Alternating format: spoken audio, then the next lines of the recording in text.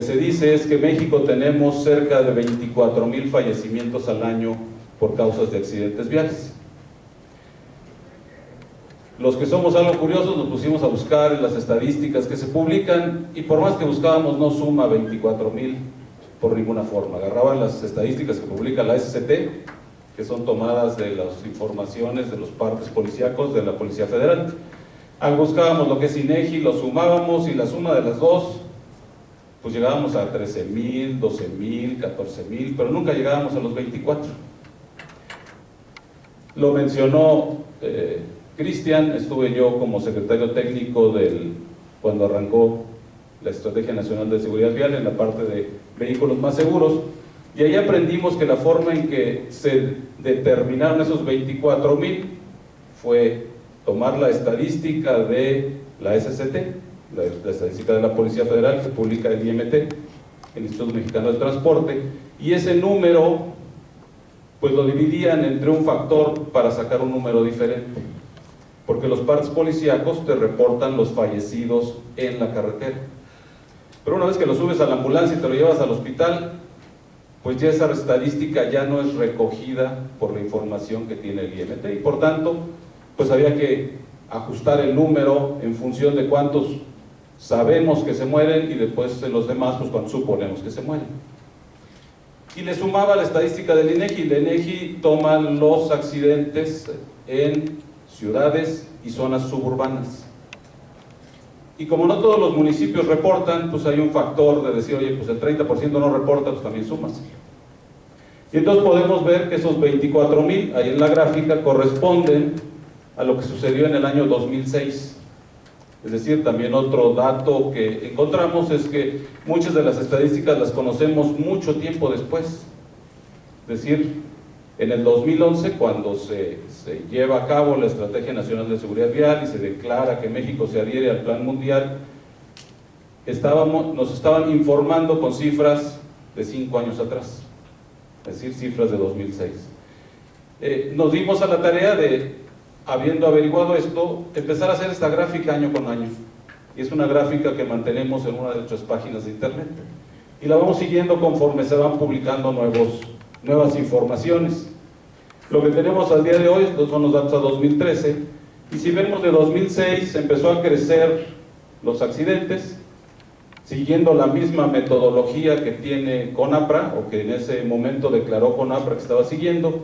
Llegamos a un pico de cerca de 27,000 en el 2008, más de 27,000 en el 2008, y en el 2013 la suma de las dos informaciones nos da alrededor de 20,000 fallecimientos al año en el país.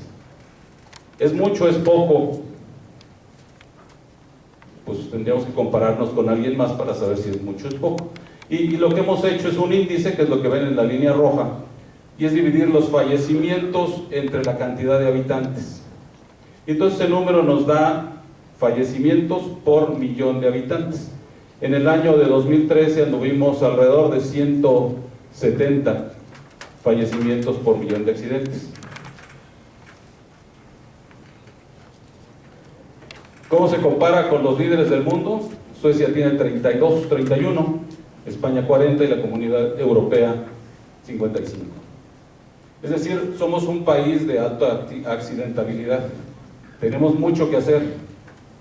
Y ahí en esos números, si ustedes buscan en lo que publica INEGI y lo que publica IMT, no van a encontrar cuáles son las razones para que la cifra haya bajado. Y mientras no sepamos cuáles son las razones, pues suponemos que algo está bien o algo está mal, pero no sabemos qué.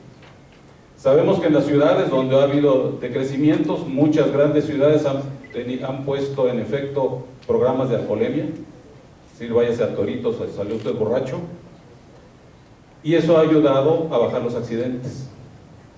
Un muy buen amigo mío, pues le gustaba, cada reunión que teníamos, consumir cierta cantidad de alcohol, y esa costumbre no se le ha quitado.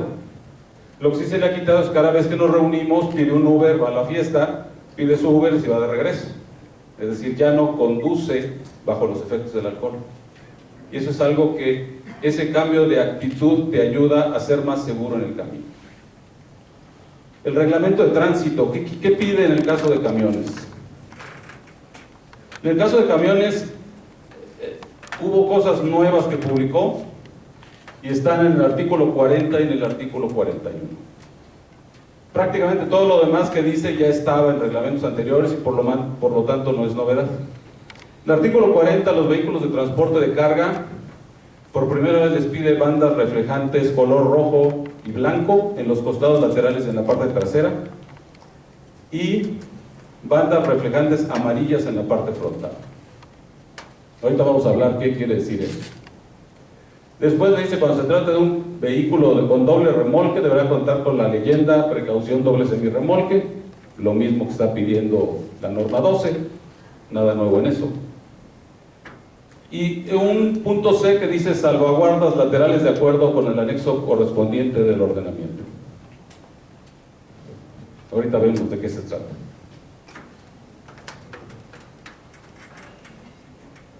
El artículo 41 tiene una frase sensacional que dice que los siguientes vehículos deberán contar en la parte superior con luces destellantes color ámbar. Y la frase más padre dice, previa autorización de la Secretaría. Por fin, ¿se las pongo o no se las pongo?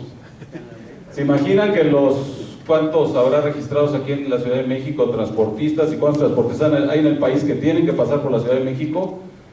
Pues a lo mejor hay 50,000, ¿te gusta? 40,000, 6,000, no sé, un montón. ¿Se imaginan que cada uno de los transportistas tenga que pasar por la Secretaría para decir, oye, aquí están bien colocados, se los pongo más a la izquierda o más a la derecha? No dice. Y por lo tanto, mi opinión del reglamento es que es un reglamento que pide cosas razonables, pero que tiene pocos fundamentos. ¿Sí? Y voy a referirme a uno de los puntos que yo creo que tiene pocos fundamentos, porque hoy día, de los que transitamos por la Ciudad de México, hay sanciones que al 40% no nos aplican. Por ejemplo, una fotomulta. Si ustedes tienen placas de otro estado, se sabe que en la Ciudad de México transitamos vehículos con placas de otro estado en esta ciudad. Y por lo tanto, si te pide una fotomulta, pues no te va a sancionar, porque no puedes sancionar a los otros estados. Y la otra es que el reglamento te marca que te puede quitar puntos a tu licencia, si tienes licencia del DF. Pero si tienes licencia del Estado de México ya no, de Morelos tampoco. ¿Y qué va a pasar si te quita puntos? O si te sanciona, pues al que trae la licencia del DF lo va a sancionar y le va a quitar los puntos. A mí, que no traigo licencia del DF, no me va a sancionar, me puede sancionar quitándome la licencia, pero no me va a quitar puntos. Por lo tanto, es un reglamento inequitativo desde mi punto de vista, no aplica para todos. Entonces, viendo esas dos salvedades, esos dos conflictos que yo le veo al reglamento, quisiéramos pasar a ver qué quiere decir esos nuevos requerimientos. El primero, la cinta reflejante. Y primero les voy a pasar un video corto para que vean algo de la cinta reflejante. Ustedes van a ver que si se encuentran un tráiler en el camino y tiene cinta reflejante, le van. Es decir, una solución sencilla. Si ustedes tienen un vehículo estacionado y tiene cinta reflejante, lo ven. Pero si está transitado y no tiene cinta reflejante, no lo ven. Si está estacionado, no lo ven. Casi el 37% de los accidentes que son golpes de lado pueden evitarse. Y la cinta reflejante es algo que está normado en muchos países del mundo desde hace mucho tiempo. No es algo nuevo. Ver y ser visto, eso es importante cuando estamos transitando. La primera es que yo, que conduzco, vea lo que está pasando a mi alrededor para que pueda tomar decisiones a tiempo. Y la segunda es ser visto. Si por alguna razón yo me estaciono y dejo mi vehículo en la calle, yo quiero que el que vaya transitando me vea, para que no se accidente conmigo, para que no dañe mi vehículo. Las estadísticas que hay en países que tienen sus estadísticas dicen que el uso de cintas retroreflejantes reduce accidentes hasta en el 34% en choques laterales y hasta el 41% en choques con alcance. Es decir, si el vehículo está estacionado y tiene cintas reflejantes, se va a ver más. Aquí ustedes tienen una cosa blanca, que así vista pues no se ve nada. Y si por el otro lado le pongo la cinta reflejante y alguien prende su celular, va a poder ver algún reflejo. Y si no trae su celular, les paso por ahí una lámpara, se la ponen como si estuvieran leyendo un libro que leía cuando era adolescente, que se llamaba El tercer ojo de Lobsang Rampa. Y si alguien lo leyó, se acordará que el tercer ojo está aquí, en el centro de la frente, y con eso era posible ver el aura. Y al ver el aura podías ver dónde estaban los daños. Entonces se lo ponen de esta forma, van a poder observar cuál es la diferencia entre algo que está de repente puesto y cómo les refleja y les muestra la posición del vehículo. Pónganselo como Lobsang aquí, exactamente en el mero centro. Entonces la regla que está pidiendo el Distrito Federal es poner en los costados y en la parte trasera esto.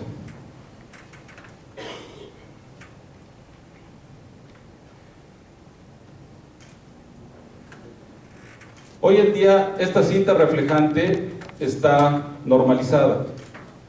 Hoy existe una norma mexicana, la NMXD 225, y con esa NMXD 225 ahí dice varias características que debe tener la cinta. Es decir, no es un tramo de pedazo blanco y pedazo rojo que alguien pinta. Esta cinta debe cumplir con ciertos requerimientos. Y los requerimientos se determinan en función de qué tanto me regresa la luz esta cinta. Es decir, yo le voy a emitir luz con un cierto ángulo y yo voy a ver la luz en otro cierto ángulo. Y quiero saber qué tanto me refleja. La norma nos está pidiendo esos números que están por ahí marcados. Esos números al día de hoy son iguales a la retroreflectividad que se pide a las cintas en Estados Unidos y en Canadá. Exactamente las mismas. Y les puedo decir que hoy día en el Comité de Autopartes del Instituto Mexicano de Normalización y Certificación estamos revisando esta norma para subir esos números. Ya hay países, como lo es alguien que siempre despreciamos, que se llama China, que ya revisó sus números al alza. Es decir, ya esas cifras de 250 y de 60, pues ya nos las subieron a 400. Es decir, es mucho más brillante. Esta cinta que ven aquí tiene índice de retroreflectividad en blanco de 460. Es decir, casi el doble de lo que está pidiendo la norma. ¿Con qué objetivo? De que puedas ver más al vehículo y de que te puedan ver mejor cada vez que tengas incidencia. ¿Dónde hay que instalarla? En México esta norma de cintas reflejantes es obligatoria su instalación en los remolques. Punto. Hasta la aparición del reglamento de tránsito que dice que deben tenerlo otros vehículos de carga. Hasta antes de eso, en septiembre del 2010 se publicó una norma para remolques de carga en la SCT para tránsito federal y se volvió obligatorio el ponerle cinta reflejante. Lo primero que dice es que en los costados la cinta reflejante debe ocupar la mitad del costado en su longitud y que puede estar espaciada, ¿sí? Es decir, una debe estar a una altura del suelo entre 375 y 1525 milímetros, que es una altura en la que normalmente las luces de un auto van a iluminar y por lo tanto lo pide esa altura. La segunda es que no necesariamente debemos cubrir toda la superficie, sino puede estar espaciado. Debemos cubrir la mitad de la superficie, de la longitud lateral, y lo que se prefiere es poner una cinta sí y una cinta no. Cada cinta, para que tengan una idea, es de tamaño natural, son 45 centímetros, y eso es lo que se sugiere que tal como se haga. Hay marcas que juntan 3 tramos de cinta y luego dejan 3 tramos vacíos y luego 3 tramos de cinta y 3 vacíos. Es el máximo espaciamiento que se permite, pero se puede hacer en esa forma. Y la segunda es que no queremos inhibir a las luces que naturalmente trae un vehículo. Un vehículo, cuando ustedes los ven de lado, siempre van a ver que tiene una luz ámbar al frente y una luz roja atrás, de tal forma de que quienes vayamos transitando sepamos qué es adelante y qué es atrás. Por lo tanto, la cinta blanca no queremos que esté más cerca de 75 milímetros de una lámpara roja o amarilla, de tal forma de que podamos seguir viendo la lámpara roja amarilla. Y la roja no queremos tenerla lo mismo, 75 milímetros más cerca de una luz roja, de una luz ámbar, perdón, para poder ver la luz ámbar. Esos son los requerimientos que tenemos en la parte lateral. En la parte trasera, estos son los requerimientos.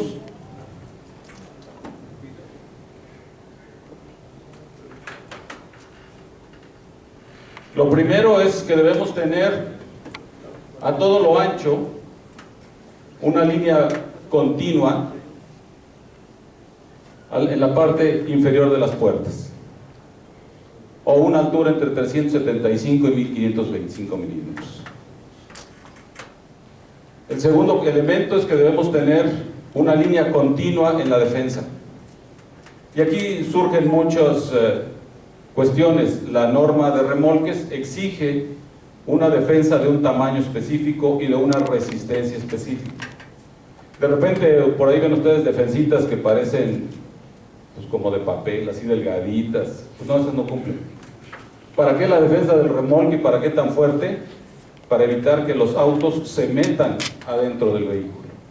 Si ustedes han visto de repente fotografías de accidentes, habrán visto que hay automóviles que realmente acaban hasta las llantas del vehículo y el conductor, su cabeza acaba en el asiento trasero. Eso no queremos que pase. Los autos hoy día están hechos para soportar el impacto y por lo tanto los remolques deben tener una defensa lo suficientemente rígida para detener al auto. Y que los elementos que protegen a los ocupantes del vehículo los protejan realmente. Entonces la defensa debe tenerlo y el conductor debe ver a tiempo que ahí hay un vehículo detenido. El tercer elemento que debe estar en la parte trasera es un par de escuadras blancas en la parte superior, de tal forma de que muy a lo lejos, cuando ustedes traen las luces altas, puedan ver allá hay adelante un remolque y bájale la velocidad porque normalmente los remolques transitan a velocidades menores que los autos. Entonces es ser visto lo importante de esta parte. La misma regla aplica para vehículos tipo plataforma, tipo autotanque, que pueden ser, que tienen algunas sus características peculiares. Los autotanques, por la forma redonda, pues tienes que ponerlo en la parte que tienes más probabilidad de que refleje, que es del centro y a lo mejor unos 15 grados hacia abajo, ahí va a reflejar. Si lo ponen muy abajo, la cinta va a estar viendo hacia abajo, entonces no van a ver nada. Y si lo ponen muy arriba, pues el avión los va a ver, pero el coche no los va a ver. En el caso de plataforma, se recomienda poner las par de escuadras blancas en el frontal. Si no trae frontal, pues no lleva escuadras, ¿no? Y estos son los lineamientos generales. En el caso de camiones, todavía al día de hoy la norma está pidiendo poner la cinta constante y poner en la parte superior. La revisión que se está haciendo al día de hoy en la norma elimina eso para que los requerimientos de la cinta sean iguales a los de remolques, que sea parejo para todos.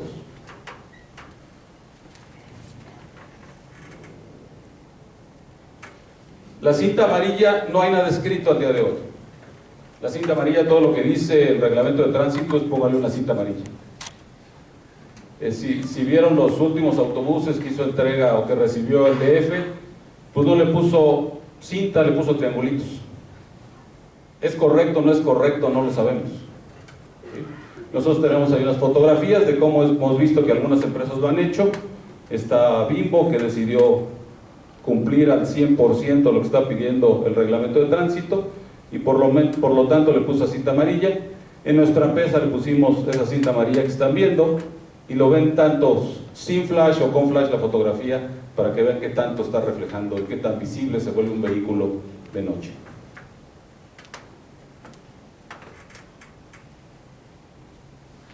En nuestra empresa comercializamos cinta. Si alguien quiere cinta, aquí están nuestros representantes de ventas que los podrán atender. Ellos sí se dedican a vender. Un tema que ha causado mucha polémica es el siguiente, que son los dispositivos de protección lateral para remolques. Y cuando decimos qué es eso, pues ahí están. Son esas pequeñas o grandes barras que se ponen, que están en los laterales. Si alguien quiere saber cómo son, aquí hay unos aquí al frente, en vida real. ¿Para qué sirven? Va un pequeño video.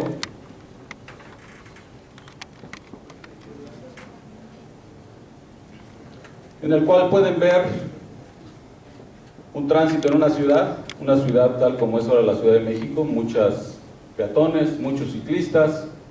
De repente tendremos que entrar a la ciudad.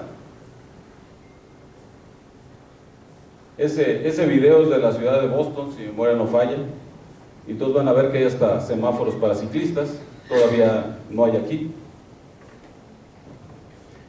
Y no es extraño que cuando el operador de un gran camión tiene zonas ciegas, como nos lo mencionaban, das la vuelta hacia uno de los lados y te encuentras con un ciclista. Y a lo mejor no lo viste. La Ciudad de México se está convirtiendo en algo que despreciativamente le decíamos cuando estábamos jóvenes algunos que ya llegamos a la sexta década. Cuando estábamos en la primera, segunda o tercera década, decíamos cuando íbamos a un pueblito chiquito, que era un pueblito bicicletero. No sé si recuerdan esa expresión que no era muy agradable, de pueblo bicicletero. Pues la Ciudad de México se está convirtiendo en un pueblo bicicletero, es decir, hay muchas bicicletas transitando. Y el reto que hoy hay es cómo hacer que convivan los vehículos pesados con las bicicletas y con los peatones. Hay cosas aberrantes, como decir que les hago un carril confinado y le pongo un camellón en medio, y se quejan los taxistas porque no pueden bajar a los pasajeros, y se queja el que sale de su casa porque ahora viene la bicicleta, y a veces la bicicleta no siempre respeta el sentido de tránsito, y es complicado. Pero en el momento en que tienen que estar en el mismo carril una bicicleta y un camión, la bicicleta lleva todas las de perder. Y por ello hay ciudades que recientemente han hecho algo, ciudades que están enfrentando un problema similar al que está enfrentando la Ciudad de México. La Ciudad de México por muchos años dejó de ser un pueblo bicicletero, porque lo veíamos a los ciclistas como que son de lo peor, la peor calaña del país. Aquí llueve, hicimos las calles para coches, y entonces cuando de repente decimos ahora súbanse los ciclistas, pues en los periódicos vemos que atropellan a los ciclistas. Pues sí, nuestra infraestructura no es adecuada. No puedo decir que me comparo con ciudades en Europa que están hechas ya para la convivencia de ciclistas y de camiones, sino me quiero comparar con ciudades como Nueva York o Boston, que de repente entró la misma idea que está pasando en México de tener la movilidad en sistemas no motorizados. Y entonces al enfrentarse a problemáticas similares en la ciudad de Nueva York, le encargaron al Departamento del Transporte de los Estados Unidos un estudio y una recomendación de qué hacer para reducir la accidentabilidad por ciclistas en la ciudad. Y el año antepasado, en diciembre del 2014, presentaron este estudio, en el cual es una recomendación para que la ciudad de Nueva York adopte las protecciones laterales. Y en septiembre del 2015, el alcalde de Nueva York anunció como muy platillo de que todos los vehículos propiedad de la ciudad, de servicios municipales, van a estar equipados con dispositivos de protección lateral en un lapso de 4 años. Y a los particulares también les dio un cierto tiempo para cumplir con esta regulación. En la Ciudad de México fuimos mucho más avanzados, vieron esa recomendación, y el que escribió el reglamento, algunos de los que participaron en la escritura del reglamento vieron esa, la agarraron, se la llevaron a los que estaban revisando el reglamento y dijeron, ponlo porque Nueva York lo va a poner. Y entonces en agosto del 2015 nos encontramos con la sorpresa de que pues ya era obligatorio, pero tenemos que cumplir con esto el 1 de enero del 2016. O sea, un tiempo récord, ¿no? En Nueva York se van a llevar 4 años, y aquí en México lo vamos a echar en 4 meses. O sea, buenos para todos. cosa que ha resultado muy complicado. ¿Por qué muy complicado? Porque pues sí, es correcto tenerlo, y pues sí, es casi imposible, como en la plática anterior nos comentaban, es casi imposible que digas, pues yo tengo 1000 camiones y en 4 meses le pongo defensas a 1000 camiones. Y más difícil si de repente digo, pues hazlas como las hacen en Nueva York. ¿Cuál es el problema de hazlas como las hacen en Nueva York?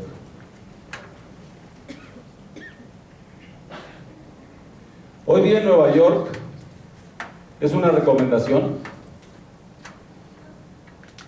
Solo existe la recomendación para Nueva York y Boston, y por lo tanto no hay una regla general para todo el país llamado Estados Unidos. Y como no hay una regla general, pues no hay una producción generalizada de esos productos. Y si no hay una producción generalizada, pues dos cosas suceden. La primera es no encuentras suministro, y la segunda, no sabes si lo que te venden cumple con la regulación, porque nadie lo verifica. Ese es el problema cuando no hay regulación. Si nos vamos a qué pasa en el mundo existe ya, publicado por la ONU, por la Comisión Económica para Europa de la Organización de las Naciones Unidas, existe la Regulación 73, publicada en el año 2007, que se basa en la Directiva Europea publicada en el año 88-89, y regulación que han adoptado 58 países en el mundo, en el cual te dice cómo hacer un dispositivo de protección lateral. Y si sigues esta regla, pues hay suministro de estos componentes en 58 países. Si sigues esta regla, hay proveedores que ya tienen certificación en esos países para decir que sus componentes cumplen con la regla. Es decir, no estás inventando el hilo negro, es algo que ya existe y que está aprobado al día de hoy. Hoy día, todos los países que están adheridos firman que quieren cumplir con la regla, homologan centros de verificación, y esos centros de verificación entregan una homologación a quien se lo presenta, pasa las pruebas, y entonces tú dices, yo puedo entregar un producto certificado para que mi cliente sepa que está transitando correctamente. Si nos regresamos a cómo dice el reglamento de tránsito, en su primer párrafo dice: el conductor debe asegurarse de que su vehículo cumple con defensas laterales de acuerdo con el anexo. No conozco ningún operador que tenga la posibilidad de asegurarse de cumplir con eso, porque el operador, pues el operador no compra la defensa, el operador no se le instala, el operador llega y le dice a su jefe: este es tu vehículo y aquí te vas a transitar. Entonces el operador está razonablemente indefenso de lo que va a cumplir, a menos de que en todos sus documentos que traiga el certificado de que la defensa cumple, y cuando lo para el policía le dice: sí, mira, aquí dice que cumple.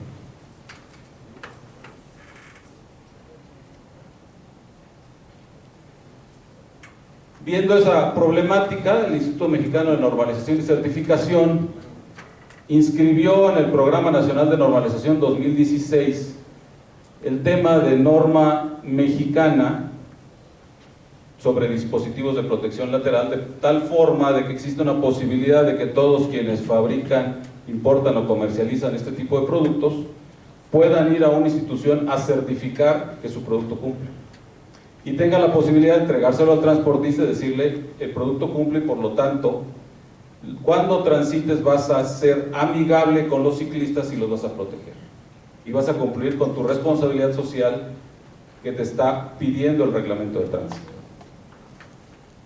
Estimamos que la regulación ya está escrita, cumple con lo mismo que cumple la R73 de la ONU.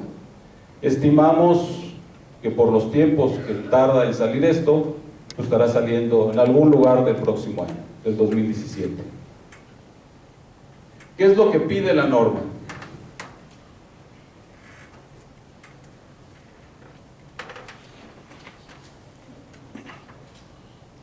La norma te pide que la defensa en la parte de atrás, su distancia respecto de la llanta, no sea mayor de 300 milímetros. Es decir, que el ciclista no quepa en ese hueco y por lo tanto no caiga dentro de las llantas. Te está pidiendo que en el caso de camiones, si son chatos, de la distancia de la llanta a la defensa no sea mayor también de 300 milímetros. Y si son trompudos, entonces la medición que vale es la de la cabina, y nos está pidiendo que si es una cabina fija tengamos 25 milímetros, y si es una cabina abatible tengamos 100 milímetros.